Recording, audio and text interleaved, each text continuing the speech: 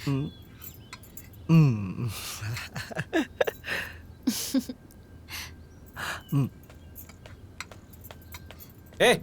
हमार खाना हमके दे दा। हाँ? हम बहरे जाके खा ले। एहन कुल के चक्कर में रहब ना तो आजो भूखे रहे के पड़ी। अरे दादाजी यही कहन बैठ के खा लेते हैं। ना ना ना ना, बाहर कच्चा सुखेला डलले हैं। तनको आंख से ओझल होई फेरो गायब हो जाई। हर घड़ी कच्चा के रखवाली करे के पड़ेला। हाँ चावल दी थोड़ा। दा माई कहा ज्यादा फिर ओकर बाद हाँ। खाया। दा जल्दी भाई, अब बस बस हो गई। कच्चा फेरो गायब हो जाई।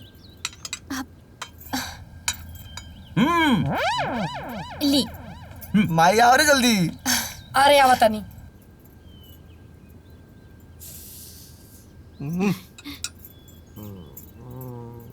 बैठ बैठ।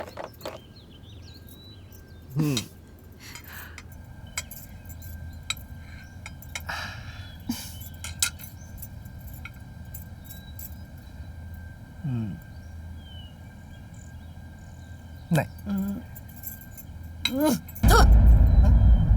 का बने लोड हो? अरे कटहल के सब्जी ना फ्राई करके बनावल जाला। उबाल के ना उबाल देल बड़ू पूरा गोबर नियन हो गइल बा। सब तेल मसाला बर्बाद कर देलू। जब ना वाला बनावे ना तब पूछे के चाहत रहल रे। पूछे में तारा लाज लागत रहल का? भला बताओ, तेल मसाला इतना महंगा हो गइल बा। महंगाई आकाश छुअता, लेकिन तारा फुटानी चलता। अब तो लगता तेल मसाला सोनार के दुकान से खरीदे के पड़ी। अरे माई बन गला तो खा लेवे दे। अरे बन गइल बा तो कुछ खा ली रे। इतनो भी खराब ना बा। हमरा तो भूख लागल बा, हम खाता नहीं। अरे रहे थे, हम खाता नहीं। हम अपना मन पसंद के सब्जी ना बिना स्वाद के नहीं खा सकत। समझ गए नहीं रहुआ? अरे तो तू सुनो, 2-4 रोटी खा ले तू। हम ना खाए। चली लाई डालिए मैं डाली सब्जी डाली है मैं। अरे कहा तक न डाली, चली डाली। ला ला रे, दे हमें दे। सब्जी बने ले मैंने। लाओ दे रहे माई हमें खाए देना खाए दे। ले चुप। अब देख जा, हम बनाए कटहल के सब्जी, तब अंगुरी चाट के खाई जा। सब्जी बने ले दुल्हन। जी माँ जी। चल है ना सब्जी कैसे बनाओ जरा बताओ तनी तरह के। चला मान प्रतिष्ठा रीति बहू के सास ही सिखलावेली। आगे कोई से घर चली सब। सुना, जाके प्याज काट ला और लहसुन छील ला, ठीक ना? मसाला तैयार करा, तब तक हम कटहल काट लेते हैं। भी बहू में बातें अधूरी होती है, क्योंकि हर एक सास हो गई तैयार हो? चलो लाओ। जी माँ जी बस हो गई। क्योंकि हर एक सास जरूरी होती है, क्योंकि हर एक सास जरूरी होती है।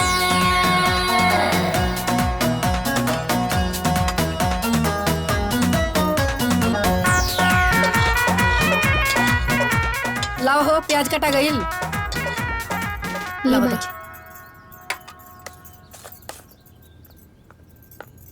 देखा ऐसे बनेला।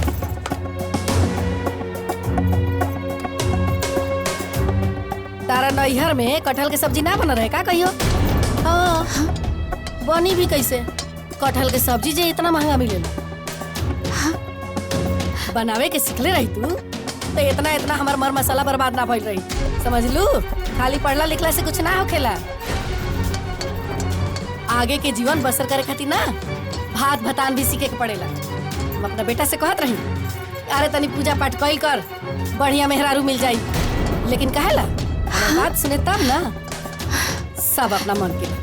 अरे तनी जल्दी करा, भूख के मारे जान जात लिया। अरे कटहल के सब्जी है, चाय ना हरे कि 2 मिनट में बन जाई। हमरो भूख लागल बा, लेकिन ना हमार किस्मते जे फूटल बा।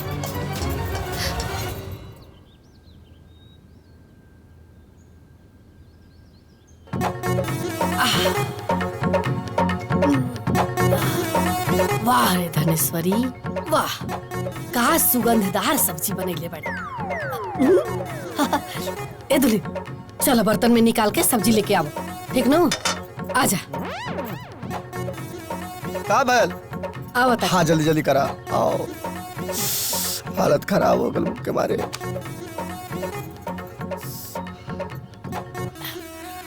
देखी सुगंध आ रहल बा ना।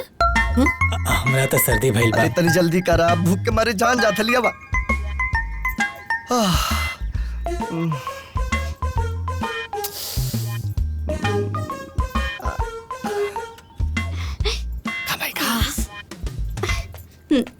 बहू टनकी चुरवा ले आवा।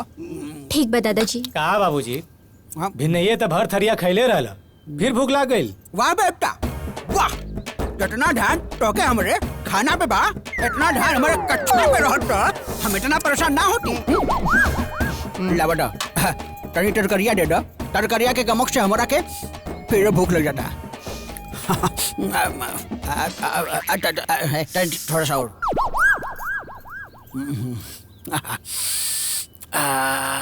अरे ई हमरा हाथ के बनल तरकारी हो, एक नंबर। खाइलो आदमी के भूख लग जाला। हमार नाम हो धनेसरी, धनेसरी। हम जहरो बनाई अमृत हो जाए। खो खो खो और ले।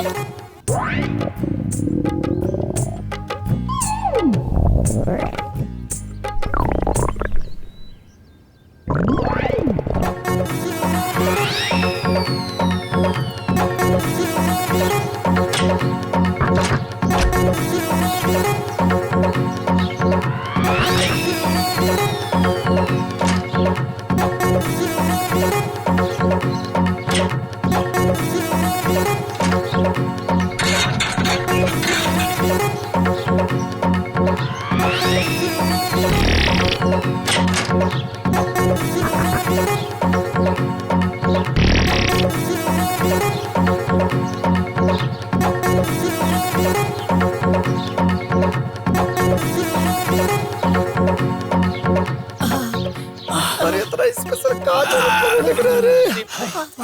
पहले खाए खातिर लाइन लगौले रहनी, खैला के बाद बाथरूम के बाहर लाइन लगावे के पड़ल। अरे बाप रे बाप। अरे माई, इतना प्यार से तरकारी बनाने का क्या जरूरत रहे।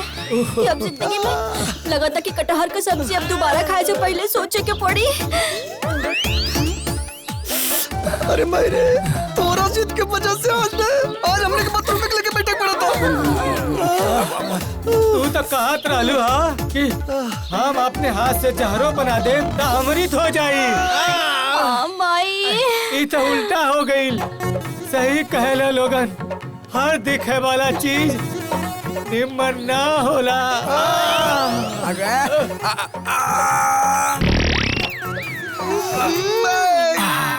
अरे खाना में ऐसा का मिलोले बड़े लोग हैं कि आवाजें नहीं खे रुकत है, पेट में गुड़गुड़ हो रहा बा, बकीर पखाना नहीं खे होत।